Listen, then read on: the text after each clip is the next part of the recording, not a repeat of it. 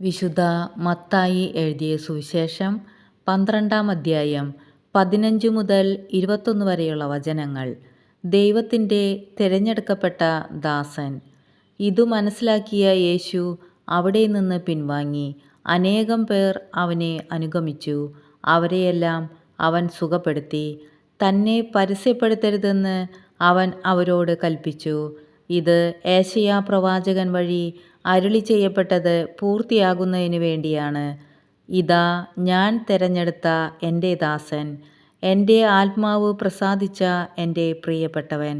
ഞാൻ അവൻ്റെ മേൽ എൻ്റെ ആത്മാവിനെ അയയ്ക്കും. അവൻ വിജാതീയരെ ന്യായവിധി അറിയിക്കും. അവൻ തർക്കിക്കുകയോ ബഹളം കൂട്ടുകയോ ഇല്ല.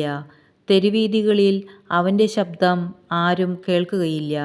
നീതിയെ വിജയത്തിലെത്തിക്കുന്നതുവരെ അവൻ ചതഞ്ഞ ഞാങ്ങണ ഒടിക്കുകയില്ല, പുകഞ്ഞ തിരി കെടുത്തുകയില്ല. അവൻ്റെ നാമത്തിൽ വിജാതീയർ പ്രത്യാശ വയ്ക്കും.